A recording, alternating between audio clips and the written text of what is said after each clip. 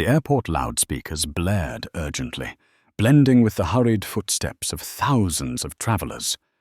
But then, silence seemed to press down for one fleeting moment, because in the middle of that rushing crowd, a seemingly small situation exploded like a spark to dry tinder.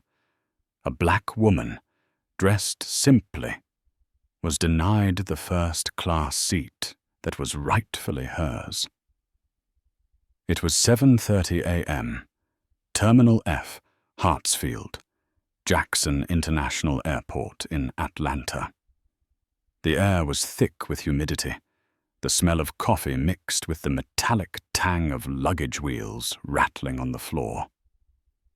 People shouted into phones, switched gates, brushed past each other without apology. Amid the chaos, Monica Grant, 47, moved forward slowly, as if the entire world had no choice but to match her pace. Her hair was neatly tied, her silver-grey suit plain, no diamond rings, no luxury handbag, only a black leather briefcase worn from constant travel. In her hand, a first-class ticket, Atlantic Air Flight 442, Seat 1A. It was not just a seat. It was a symbol of power, the place reserved for those deemed the elite. She had arrived early. A habit. Arrive early to observe, to see what the world really thinks when they assume you're just another ordinary person. But that morning, Monica wasn't searching for anything. She simply wanted to get to New York, sign the most important contract of her career, and return home in time for dinner with her son.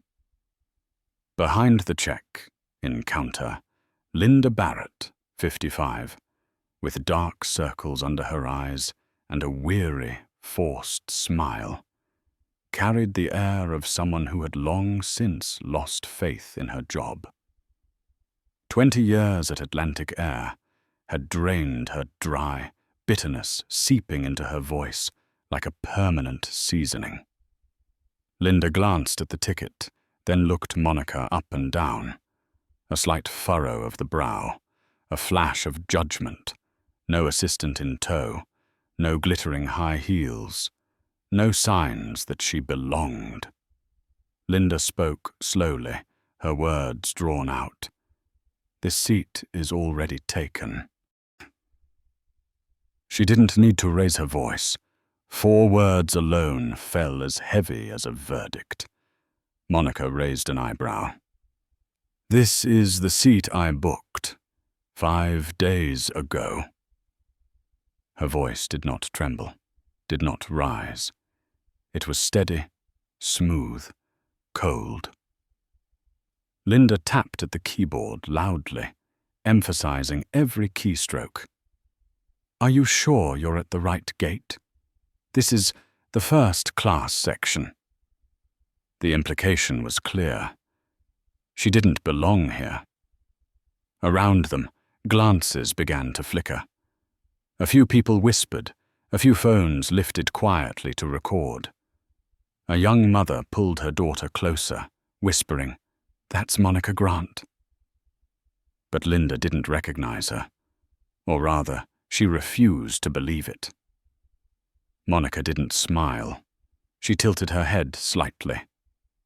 "My ticket says 1A, which is right here." Linda gestured for a supervisor.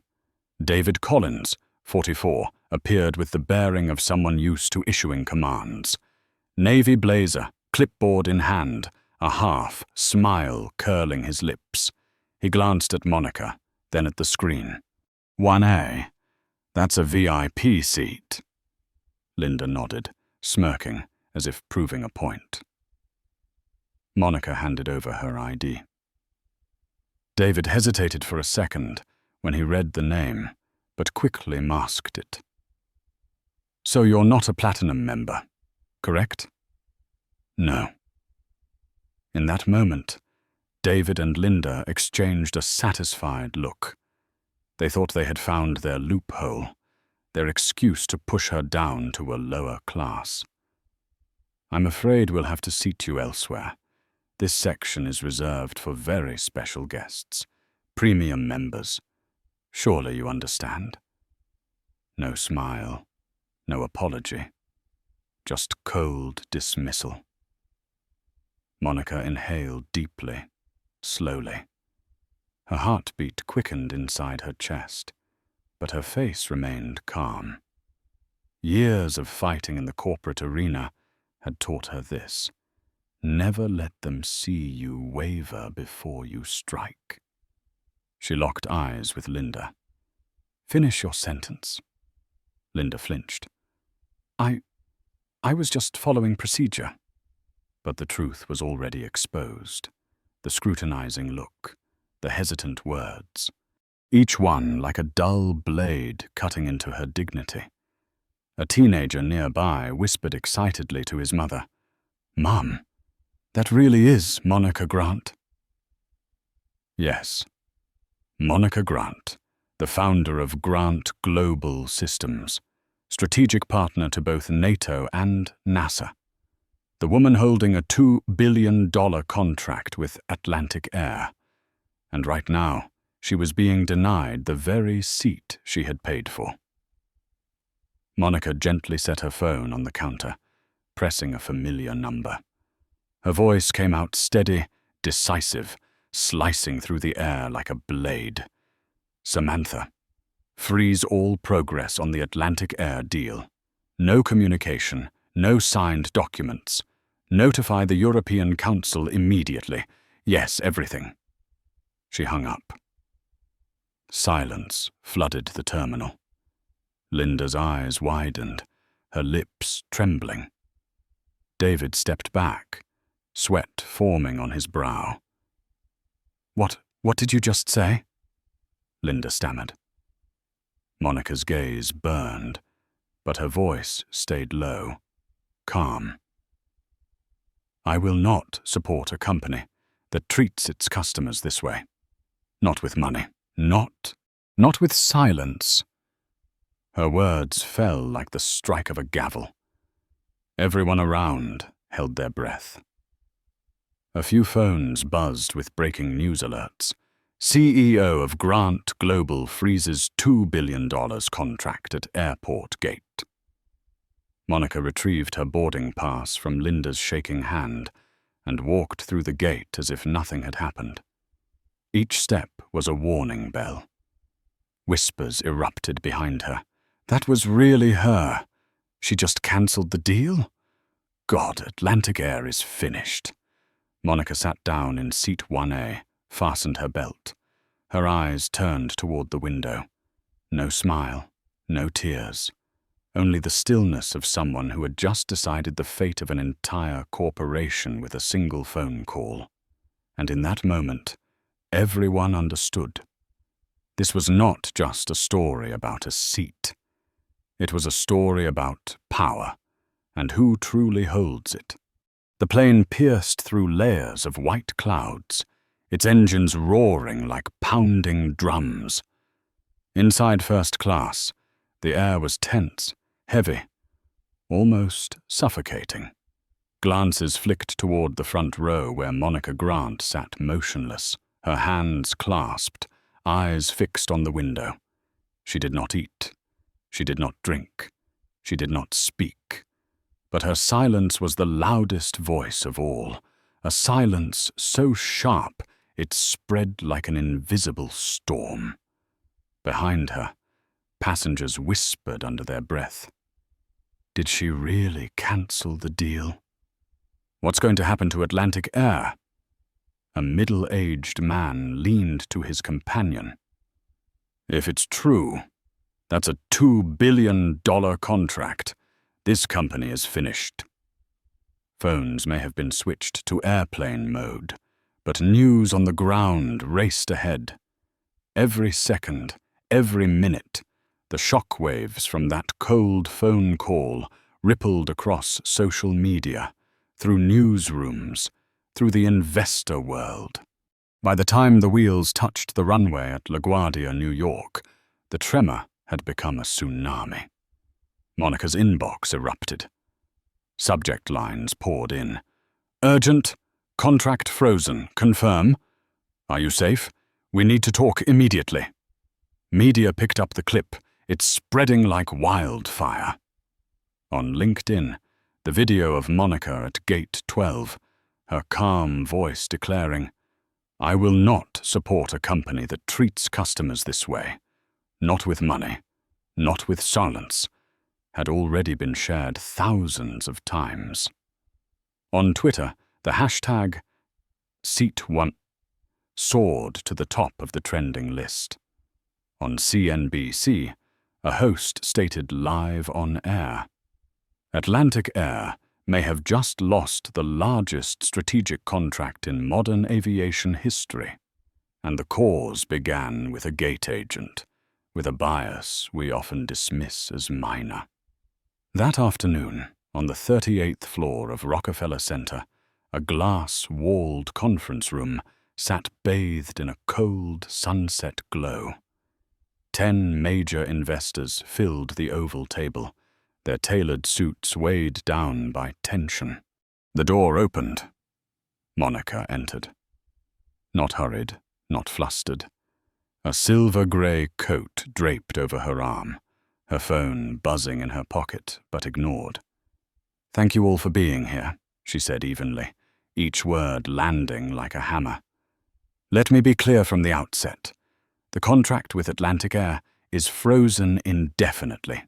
This is not a threat. It is a fact. No one dared breathe too heavily. Only the faint click of a pen and the creak of a chair betrayed their unease. Michael Hart, 60, a Swiss investor, tapped his fingers against the table. Monica, we understand this morning's incident was unfortunate, but this negotiation has taken over a year. Are you certain you want to let it collapse over a minor mishap? Monica cut him off, her gaze sharp as steel. Michael, I built a company for the future. I will not hand it to people still living in the past. A minor mishap? That was their true face. The air froze solid. Fiona Lane, an investor from London, leaned forward, her voice firm. So you believe this is not an isolated mistake? You believe it reflects the entire corporate culture of Atlantic Air? Monica exhaled slowly, heavily. I've suspected it for weeks, and this morning they proved it themselves. She gestured. Samantha Rhodes, 42, Chief Legal Officer, entered carrying a thick file. She dropped it onto the table with a thud and opened it to reveal printed internal emails. 3 weeks ago, we received documents from Atlantic's European office. A mistake. They sent an email to the wrong recipient. In it, 2 senior executives discussed pressuring investors to remove Ms. Grant from leadership before finalizing the merger. Every eye turned to Monica. No one dared call it a minor mishap again. Michael swallowed hard. You mean they planned to push you out? You, the founder of Grant Global? Monica nodded, her voice unyielding. Yes, they wanted my technology, but not me. And this morning, when their staff denied my right to sit in seat 1A, I saw it clearly. In that moment, she recalled the long night in her Atlanta office, staring at the laptop screen as that miss-sent email appeared. A cold line of text, no name needed. Once she's replaced, integration will be smoother. The brand remains, the technology remains. Just change the leadership. She had sat frozen for 10 minutes, not angry, just faced with the undeniable truth.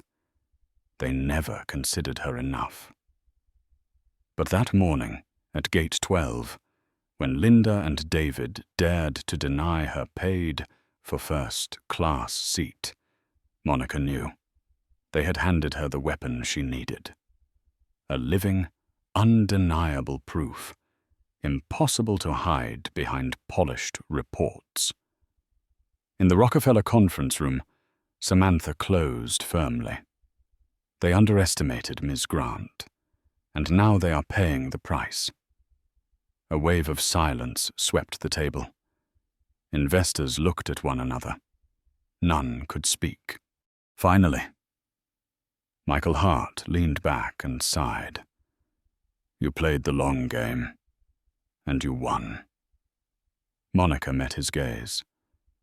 No, I didn't play a game. I defended my name. That is all. Outside, the New York sky darkened, the city lights flickering like millions of eyes watching. But inside the room, everyone knew. Atlantic Air hadn't just lost a contract. They had ignited a war they could never win. And at the center of the storm sat Monica Grant, calm, steady. But every word from her lips would now reshape an industry. The Chicago sky blazed with sunlight, reflecting off the glass panels of Atlantic Air's headquarters. The towering building stood like a modern fortress of aviation. But inside, instead of pride, an earthquake was rattling every floor. In the office on the 42nd floor, Charles Granger, 58, CEO of Atlantic Air, paced like a cold animal. His face was flushed, his salt, and a pepper hair in disarray from his own hands pulling at it. The iPad he had hurled into a leather chair now lay on the floor, its screen cracked in a spiderweb pattern. How did no one recognize her? Charles roared, his voice hoarse. A woman holding a $2 billion contract with us, and my staff dared to throw her out of first class as if she were a stranger. Is anyone here awake? Across from him, Elliot Crane, 39, Deputy Executive Director, tried to keep calm. Sir, to be fair, gate agents can't be expected to know the faces of every CEO partner. They just thought she was an ordinary passenger. Ordinary? Charles lunged forward, his eyes bloodshot. Do you think Tim Cook gets asked for ID 3 times before boarding? Do you think Elon Musk gets told he doesn't belong in VIP seating? This wasn't a mistake. This was an insult. And now we are bleeding on every news channel. He slammed his hand on the table. The echo reverberated through the room, making the assistants near the door flinch. On the wall, mounted TV, news anchors looped the headlines. CNBC, Atlantic Air loses historic deal after discrimination at Gate 12.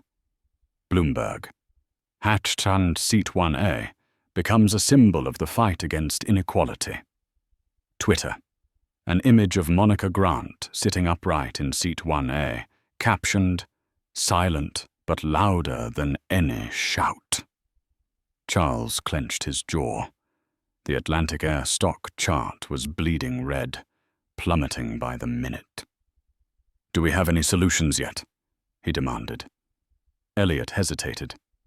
We've suspended 2 employees involved, a supervisor named David Collins and a gate agent named Linda Barrett. HR is drafting a diversity and inclusion initiative to handle the backlash. Charles let out a hollow laugh. Inclusion? Diversity? You think we can PR our way out of this with empty slogans? Don't you get it, Elliot? The problem isn't that they were filmed. The problem is that woman has the power to destroy us. In the corner, the head of legal shuffled through papers. Sir, it's worse. The clip has reached European investors. They're asking whether Monica Grant will go public with her reasons for freezing the deal. If she exposes the leaked emails. His voice trailed off, but the implication cut like a knife. All eyes turned to Charles. He closed his eyes, recalling the email already cited by the press. Once she is replaced, integration will be smoother. The technology remains. The brand remains. Just change leadership. One misaddressed email. One intern's mistake. But the fallout had torn the company apart under the world's gaze. In the employee lounge downstairs, Linda Barrett sat hunched, hands twisting a soaked tissue. She whispered to two HR officers, "I didn't know who she was. I was just following procedure." A young officer, Dr. Latrice Evans, replayed the security footage, shaking her head. "No, Mrs. Barrett. I watched everything. The white man before her wasn't questioned at all. You smiled at him. But when Monica showed her ticket, your demeanor changed. That wasn't procedure. That was reflex." Linda broke into sobs, but tears couldn't save her collapsed career. As for David Collins, he didn't wait for the investigation. He left only a hasty resignation email, his LinkedIn updated to "seeking new opportunities." He vanished from the building, leaving behind chaos and colleagues. Back on the 42nd floor, Charles collapsed into his chair, covering his face with one hand. "We were inches from securing the strongest AI platform on the market. Inches. And now, we are the laughingstock of the decade." Elliot spoke carefully. "We could still renegotiate if Ms. Grant agrees to sit at the table again." Charles snapped his head up. "Do you really think she'll sit down after being humiliated at a boarding gate? She doesn't need us, Elliot. We need her." That admission, spilling from the lips of a CEO known for arrogance, froze the room. Outside headquarters, protesters gathered. Signs rose into the air. "She built the tech.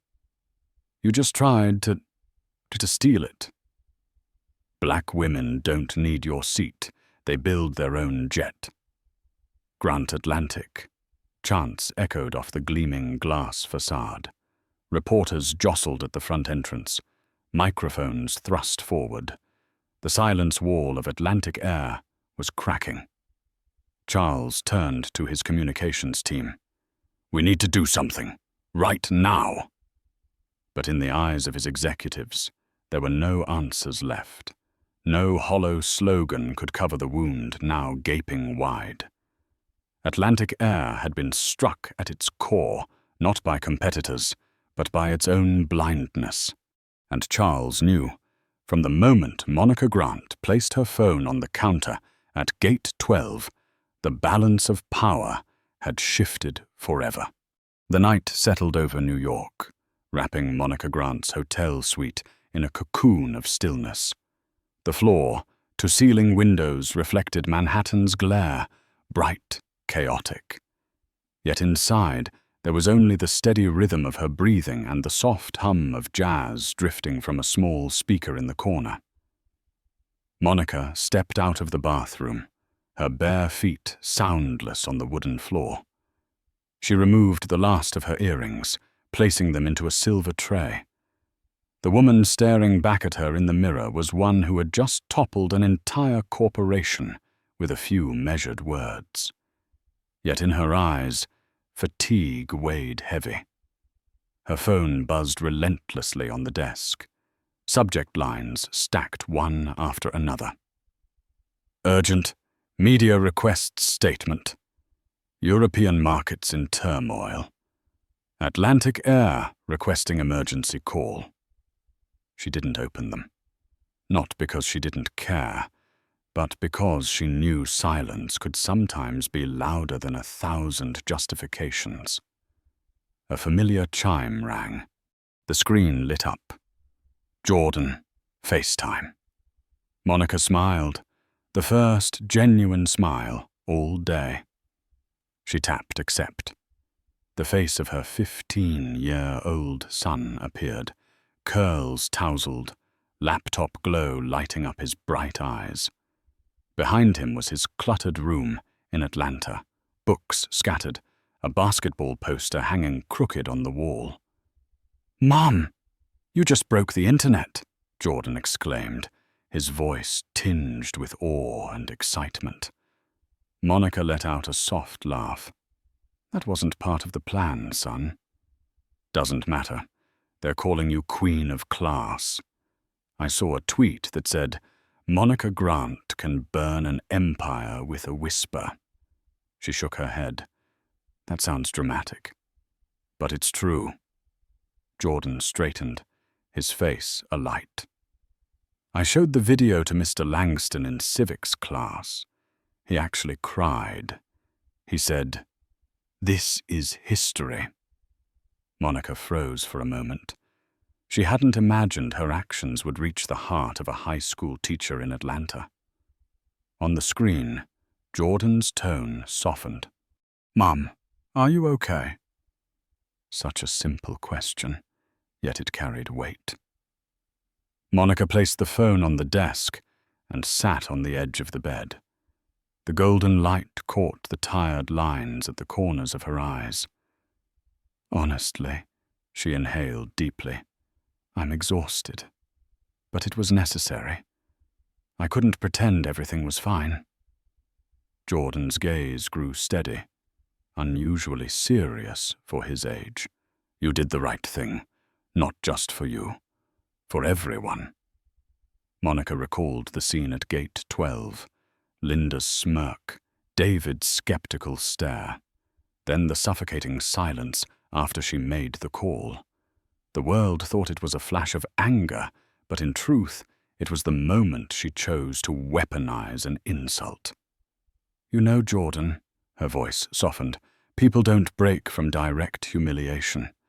They break from the silence that follows. I just chose to shatter that silence." Jordan pressed his lips together, nodding slowly. They picked the wrong person to test. A new alert flashed.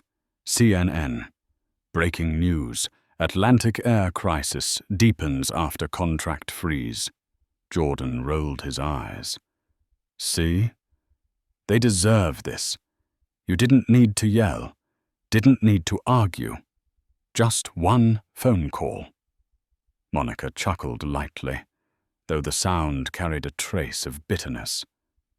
Power isn't always in volume, but in timing. Silence filled the space, broken only by the faint notes of jazz. Jordan studied her face, then lowered his voice. "Can I ask you something real?" "Of course." "When you read that email, the one where they wanted to replace you, how did you feel?" Monica lifted her head, eyes locking with the screen. A glimmer of moisture gathered, but no tears fell. "It hurt. Not because it was shocking, but because it wasn't surprising. That's the deepest wound." Jordan said nothing. His eyes reflected both anger and admiration. "Then they picked the wrong fight. They picked the wrong mother." The words settled over her like a warm fire. Monica exhaled, feeling a weight lift. "You're right. They chose the wrong opponent." Outside the window, New York glowed like a sea of stars. But within the quiet room, an unspoken vow was sealed, not just between a mother and her son, but between a symbol and the generation to come. Monica turned off the lamp, setting the phone beside her pillow. She closed her eyes. Tomorrow, the storm would rage louder. But tonight, with the gentle pull of jazz and her son's words echoing in her heart, she allowed herself a moment of peace. Dawn laid a thin veil of mist over the Manhattan skyline. But in the world of finance, It was not mist rising. It was fire. Major newspapers blazed the same headlines. Atlantic Air quietly plotted to remove CEO Grant. From seat discrimination to hostile takeover. Hatch Seat 1A is not just about bias.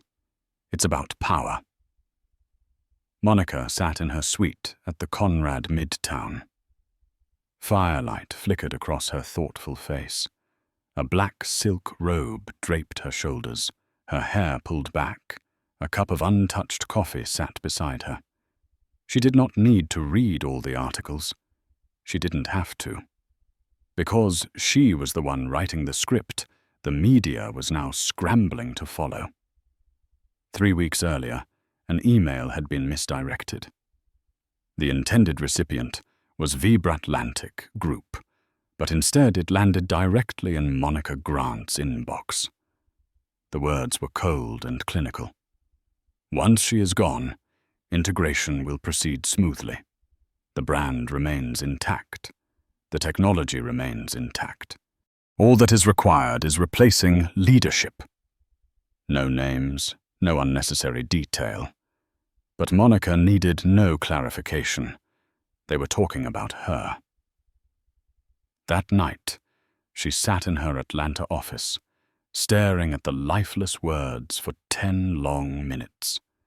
No eruption of anger, just a heavy silence, an admission that every suspicion she had long carried was true. They had never fully accepted her. They wanted her intellect, her technology, but not her face at the head of the table. Now that secret was out in the open, and it was no accident. An anonymous source had handed the full file to a seasoned tech journalist, a woman who had interviewed Monica years earlier. She remembered too clearly what it felt like to be dismissed in a room full of men. She remembered the resolve she had seen in Monica's eyes that day, and when the leaked email landed in her inbox, she knew this was no ordinary corporate misstep. It was living proof of a culture of bias and a plot to erase. On Wall Street, Atlantic Air's stock went into free fall, 6 points lost in a single morning. Protesters gathered outside the Chicago headquarters, chanting slogans. "She built it. You tried to steal it. Black women don't need your seat. They build their own jet." Analysts filled the airwaves. This is not just about a frozen contract. This is a direct blow to the leadership culture of Atlantic Air. Meanwhile, at Grant Global's Soho office, Monica sat across from Andrew Mays, 52, a board advisor she once trusted. His tie hung loose, sweat seeping through his shirt. "Monica," his voice trembled. "I was only following board pressure. No one believed you could stand against the entire system." She leaned back, her eyes drilling through him. "No one believed? Or you didn't want to believe?" Andrew's gaze faltered. "You must understand. Your power made people uneasy. They wanted a neutral face, easier to accept." "Neutral?" Monica's voice dropped to steel. "You mean white, male, familiar?" Andrew swallowed hard. He did not deny it. Monica leaned forward. "You sat at my table, listened to my vision, laughed over my wine. Then you signed your name to my removal. Why?" He spoke slowly, desperate. "Because I listened to the voice of money." Silence thickened. Then Monica stood, her eyes unshaken. "Then listen to its voice now." She turned to Samantha Rhodes, her legal chief, her tone sharp as glass. "Effective immediately. Terminate Andrew Mays's advisory role. No severance. No transition." Andrew's face drained of color. "Monica, wait. You can't win like this." This isn't victory." Monica fixed him with a stare. "You're right. It isn't victory. It's dignity." News spread instantly. "Senior advisor fired amid crisis storm." Headlines screamed scandal, but everyone knew the truth. Monica Grant was done being silent.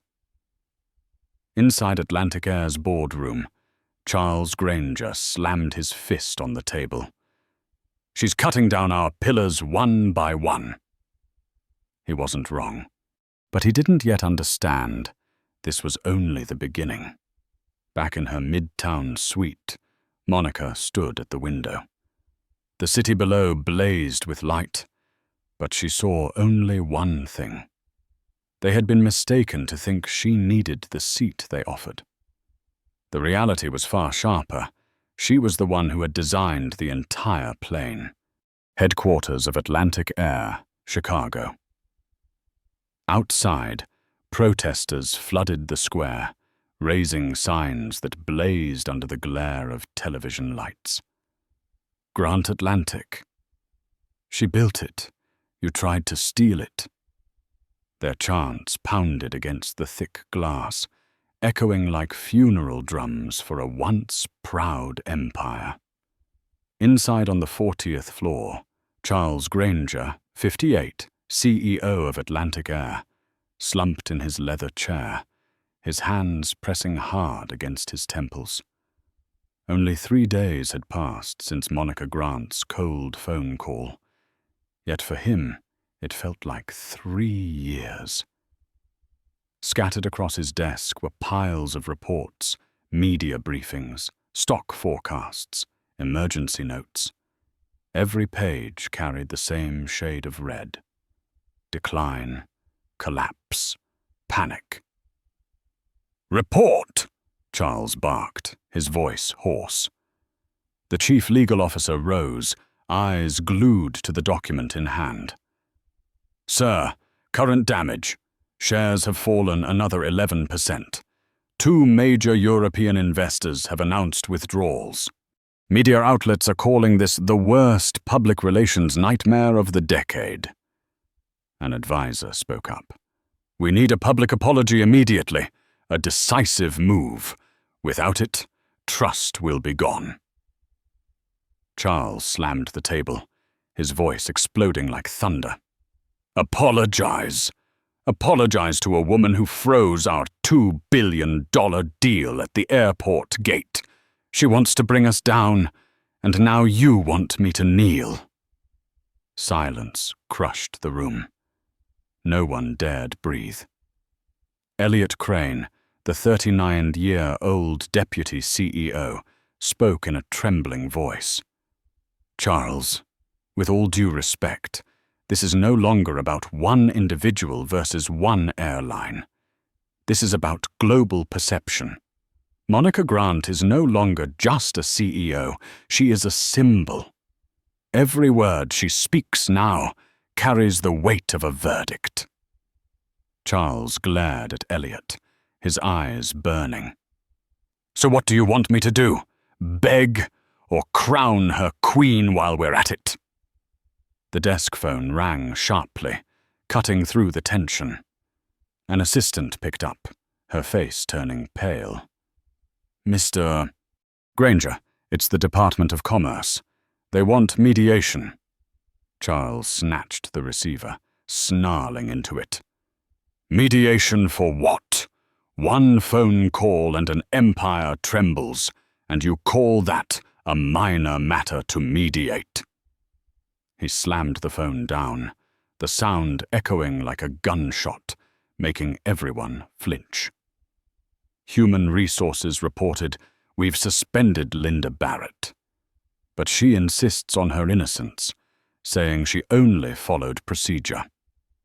Another voice interjected. But the video proves otherwise. The white passenger before Monica was greeted with a smile and no questions. With Monica, her demeanor was entirely different. Charles roared, "And David Collins, where is he?" "He resigned, disappeared." Cowards! Charles punched the armrest, his knuckles reddening. On the massive screens, news tickers blared. Atlantic Air crisis deepens. Shareholders demand accountability. The board of directors convened via video call. One member, hair silver and voice sharp, spoke firmly. "Charles, we request you step down temporarily. The company needs a new face to salvage credibility." "You must be joking," Charles shouted.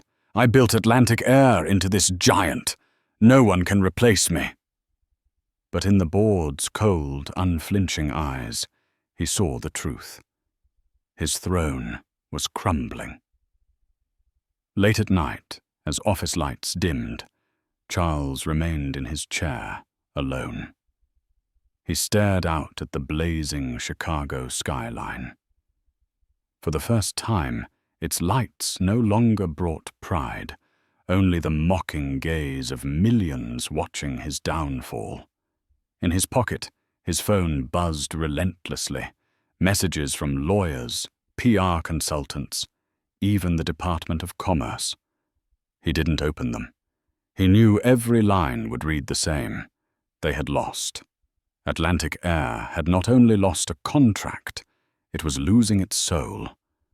And it all began at an airport gate, with a seat labeled 1A, and with a woman they had thought did not belong. Somewhere else, in the calm of her hotel suite, Monica Grant closed her eyes, leaving the city's noise outside. She knew the giant had cracked, and once the crack appears, collapse is only a matter of time. The next morning, inside the sunlit boardroom of Grant Global Headquarters in New York, the atmosphere was no longer heavy with the strain of tense negotiations like those with Atlantic Air. Today felt different. It was thick with anticipation of what Monica Grant would do after delivering a blow that shook the world. Monica entered, her posture tall, her face free of makeup, only her eyes blazing with determination. The phone in her pocket vibrated non-stop.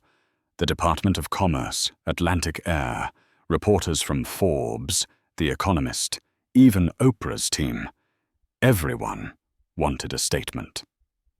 But she was ready, not just to speak about a scandal, but to chart a new path. She stood before the long table, 10 directors and advisors sitting in silence, waiting.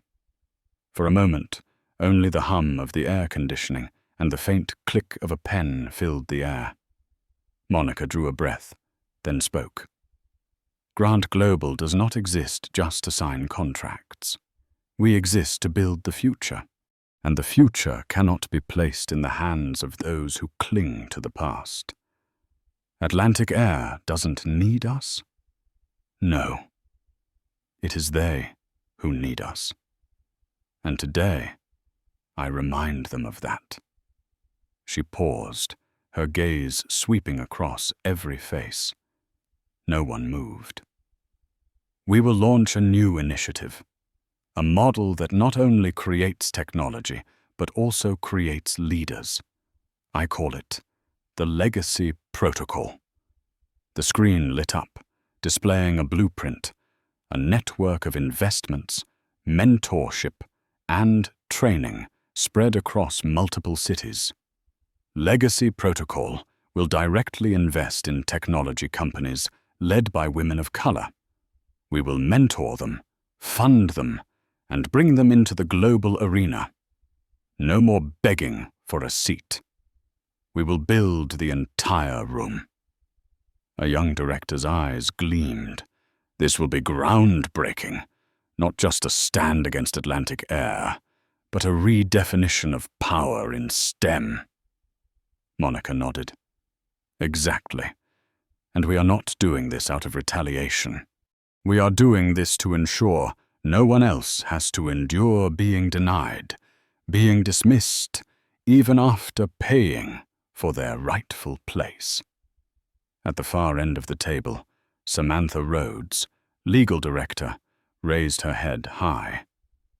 "I've already contacted 3 technical universities and 2 philanthropic funds. They want in immediately. They've been waiting for this chance." Monica's lips curved into the faintest smile, the first in many days. "Then we won't wait.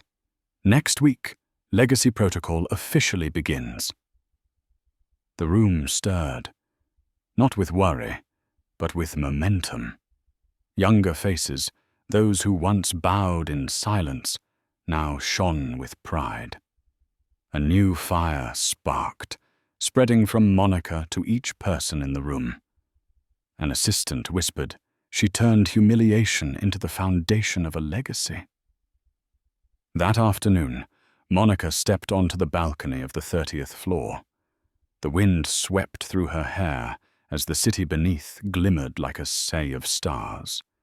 Her phone buzzed again, this time an invitation from 60 Minutes. She silenced it. She didn't need more headlines. She wanted real change. Jordan's voice rang through the next call, brimming with excitement. "Mom, I just saw the news. They're calling Legacy Protocol the new revolution in tech. And guess what? My friends are sharing your picture with the caption, 'Build the room.'" Monica let out a soft laugh. "Looks like my words have become a slogan." Jordan paused, then asked gently, "Are you scared?" Monica looked out at the horizon, her voice calm. "Yes. But courage isn't the absence of fear. Courage is knowing fear is there, and stepping forward anyway." The next day, Grant Global released an official statement. "Legacy Protocol, a global initiative to empower women of color in STEM, launches today." The world's press picked it up instantly. But this time, it was no longer the story of a CEO humiliated at an airport gate. It was the story of a woman who turned humiliation into the spark for a lasting legacy. Meanwhile, in Chicago, Atlantic Air's board watched the broadcast. Monica Grant standing beside Samantha Rhodes at the press conference. One board member muttered, "She's not playing the game. She rebuilt the board itself." Charles Granger sat in silence, his eyes bloodshot. He knew the crack had become a chasm, and Monica Grant, the woman he once dismissed as just a partner, was now a symbol he could never defeat. That night, Monica stood alone on the balcony, a glass of red wine in hand. The city below roared with life, but her mind was still. Into the wind, she whispered, "This is no longer my fight. This is the path for those who come after." And the wind carried her promise away, seeding it into the generations waiting for their chance to step onto the stage of their own. A special evening in Manhattan. Inside a luxurious art gallery, golden lights fell warmly on paintings of the cosmos and technology. Guests moved quietly, exchanging words over glasses of wine. But the air was thick with anticipation. They were not here just to admire art. They had come to hear a voice, the voice the entire world was watching. On the small stage, the podium stood ready. In the front row sat scientists, entrepreneurs, and politicians, but most of the faces belonged to the young, students, women engineers, young women of color clutching small notebooks, their eyes burning with fire. The hum of chatter faded as Monica Grant stepped forward. A simple black dress, no papers in her hands. She stood still, her eyes sweeping across the room, letting silence linger for several seconds more. Then she began. "For the past 3 days, I have not spoken. I stayed silent. I wanted to see who would speak in my place, and who would choose silence. The result? Once again, we see this truth. Silence belongs to those in power, while the right to speak must be fought for. The room held its breath. What happened at Gate 12 was not new. It was not surprising, and precisely for that reason, it matters. Many saw it and sighed.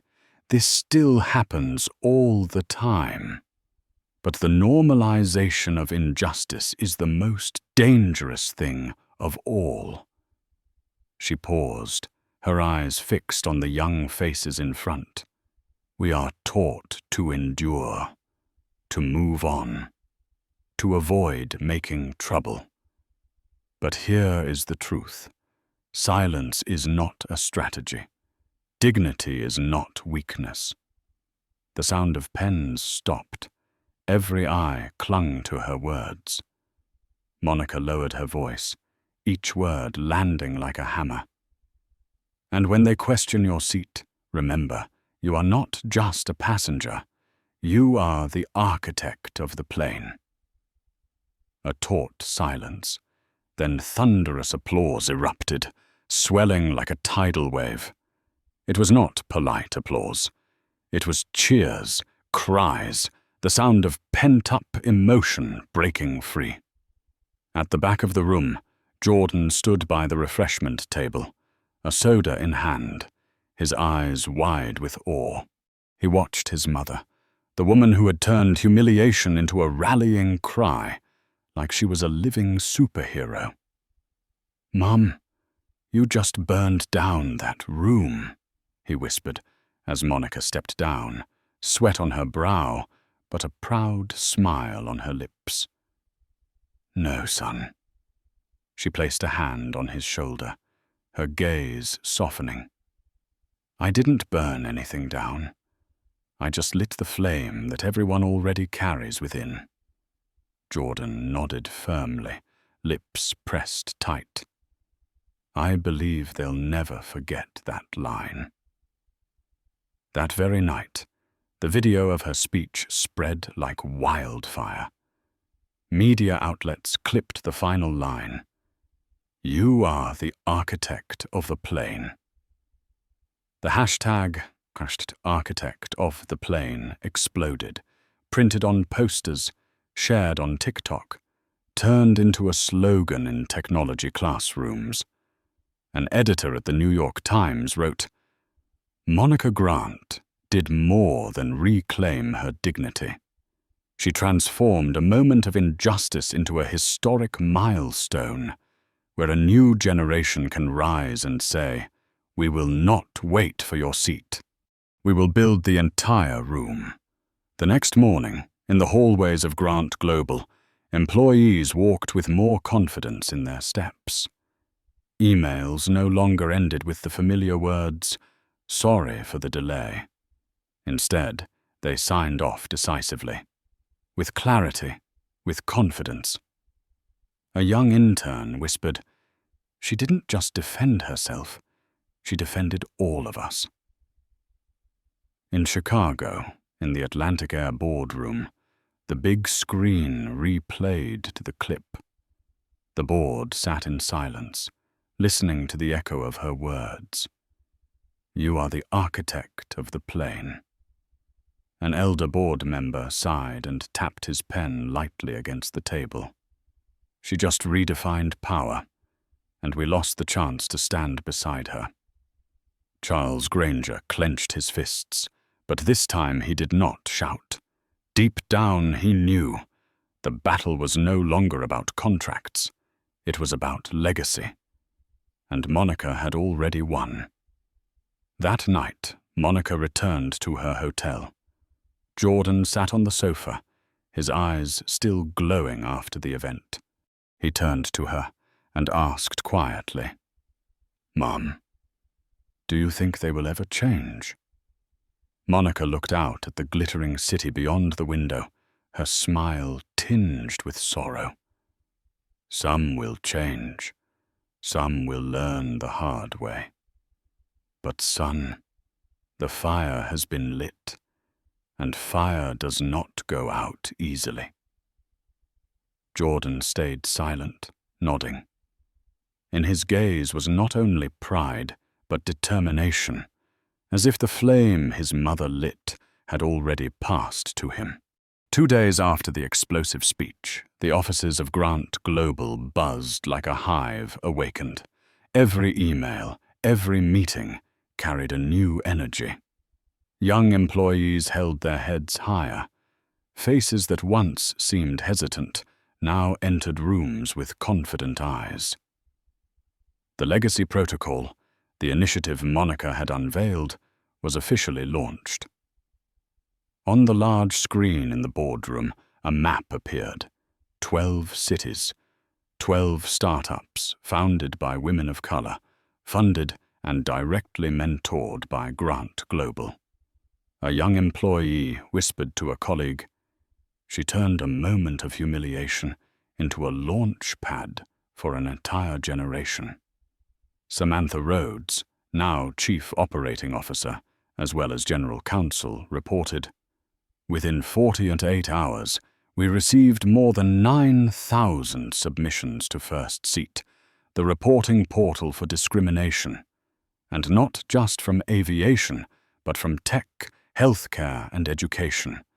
They are coming to us because they trust us." Monica gave a slight nod, her gaze distant. "That is the goal. Do not sit and wait for change. Be the change." While Grant Global raised a new banner in Chicago, Atlantic Air sank deeper into chaos. Outside headquarters, protests showed no sign of fading. Crowds camped in shifts, holding signs high. "Silence is a crime. If you don't have a seat for us, we'll build our own." Inside, the board convened an emergency session. Charles Granger sat hunched, his face gaunt. A board member declared flatly, "Charles, you must resign. Shareholders need a name to blame, and you are the only choice." Charles leapt up, his eyes bloodshot. "I took Atlantic Air to the top. You cannot throw me out over one incident." But even as he spoke, he knew his words were empty. The crimson charts on the screens, the glaring headlines in the press, the chants outside the building, all of it was an indictment. In an internal hearing room, Linda Barrett sat trembling, her faded blue sweater damp with tears, her hands twisting tissue into shreds. Across from her, Dr. Latrice Evans opened a folder.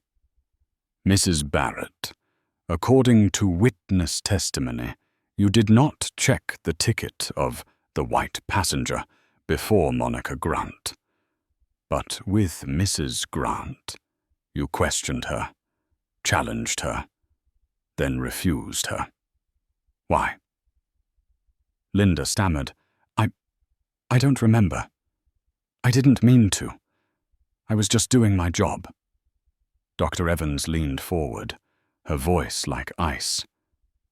"That is the problem. You didn't need to remember.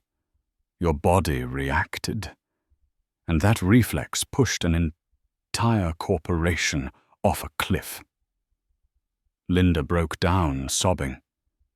But tears could not salvage a career already lost.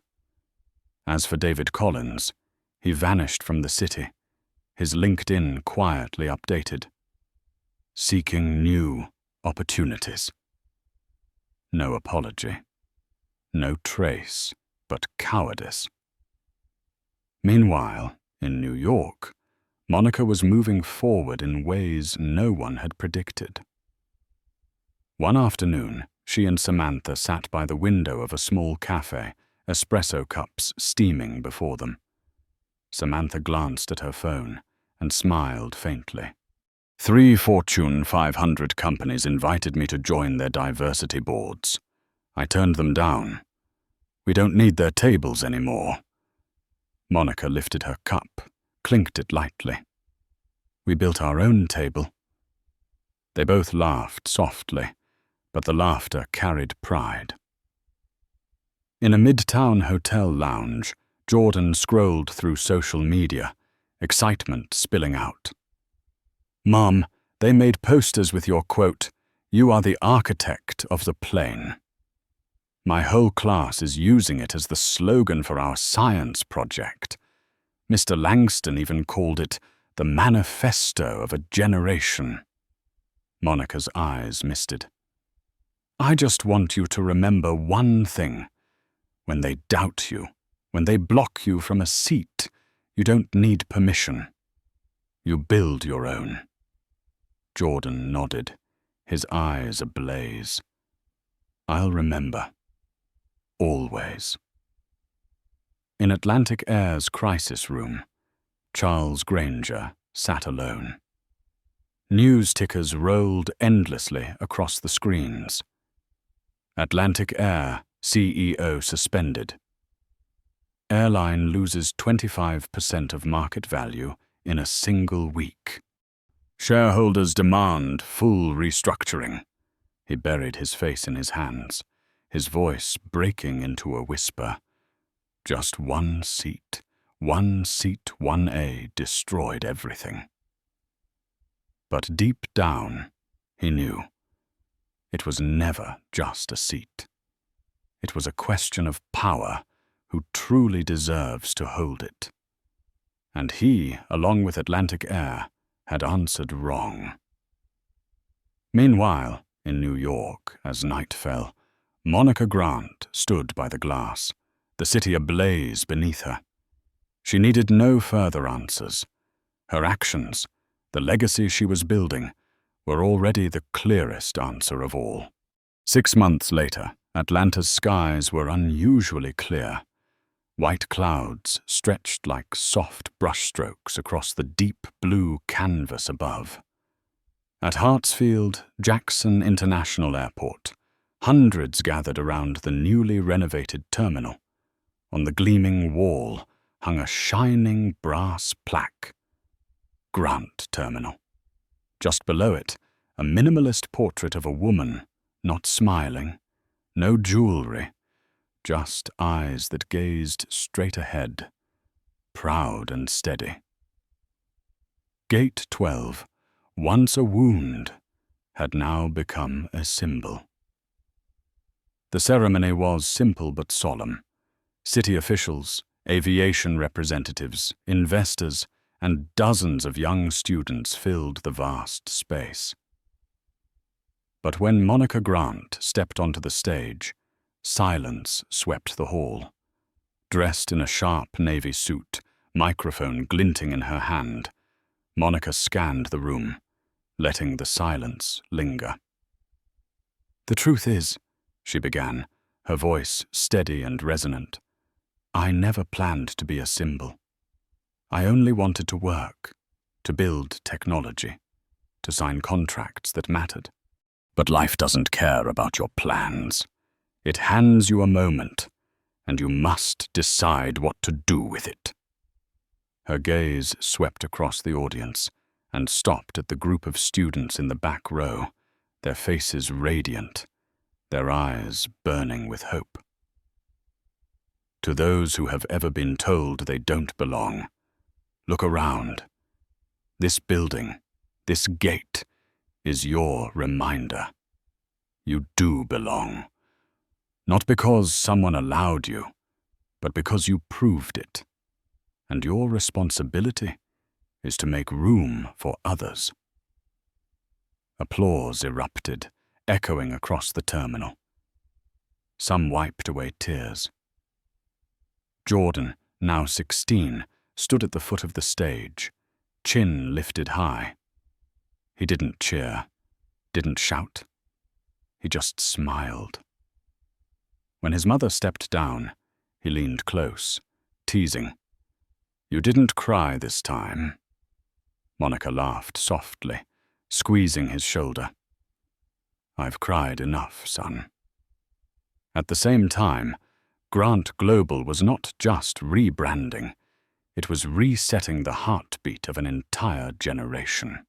Legacy Protocol had invested in 12 startups across 6 cities. First Seat had grown into an international alliance, working with universities and law firms to protect those who dared to stand up. Even the company's culture had shifted. No more emails ending with "sorry for the delay."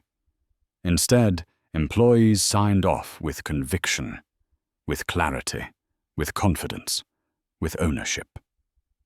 Samantha Rhodes, now president of global operations, declared in a meeting, "We no longer ask for seats at someone else's table.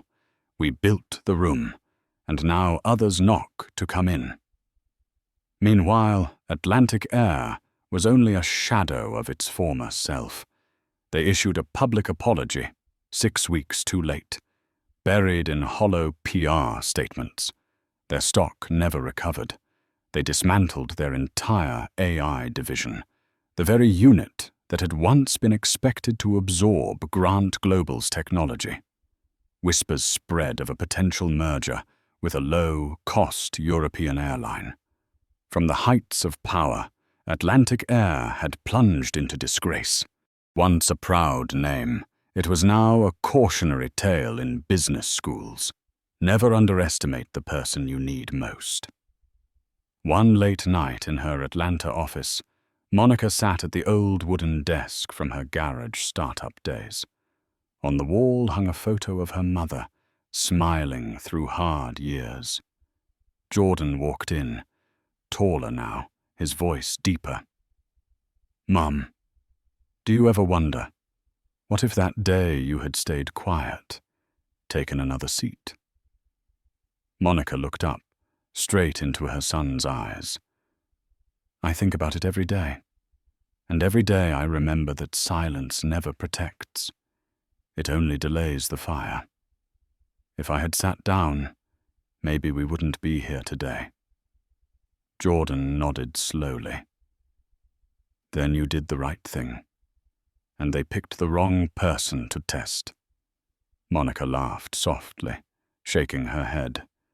"They didn't just test me. They tested the generation that comes after. And they lost."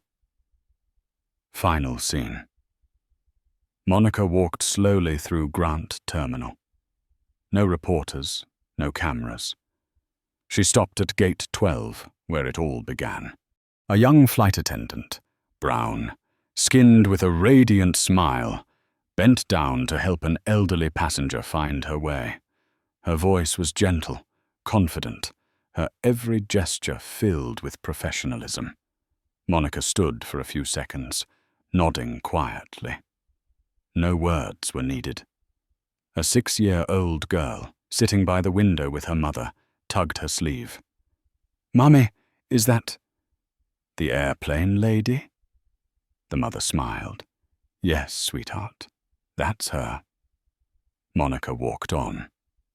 Quiet, steady. But the shadow she left behind was proof. A moment of rejection had been transformed into an immortal legacy. In a world where power is often measured by contracts and numbers, the story of Monica Grant reminds us of a simple truth. Dignity is not a privilege, it is a birthright for every human being. A disdainful look, a dismissive remark, a seat denied. What may seem small can ignite massive consequences. For Atlantic Air, it was collapse. For Monica, it was the turning point where humiliation became legacy. She proved that real power does not come from the seat someone gives you. It comes from the courage to stand up, even when everyone else wants you silent. And what about you? Have you ever been underestimated, blocked, simply because others thought you did not belong? Remember this: you do not need to wait for their seat. You can build the entire room yourself. If you believe that silence never protects, it only delays the fire. Hit like to spread this message. Do not forget to subscribe to follow the next stories where justice, dignity, and change remain at the center. And I want to hear from you. Leave a comment with just 2 words, "Dare to stand," to remind the world that change begins the moment we refuse to stay seated.